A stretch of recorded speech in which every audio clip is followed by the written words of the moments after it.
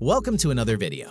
Today, I will be showing you how to import and export scenes in OBS. Start by opening OBS. Select the Scene Collection option from the top menu. Choose Rename and give the scene collection a name, then press OK. Next, open Scene Collection again and choose to export. Find a safe location for the file to save to. To import OBS Scenes, you will need to go to the Scene Collection options and choose Import.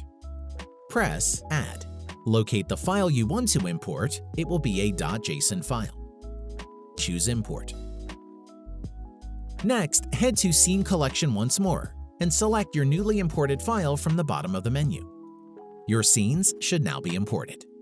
If you enjoyed or found the video helpful, then please consider leaving a like and comment. Also, subscribe for more tech videos.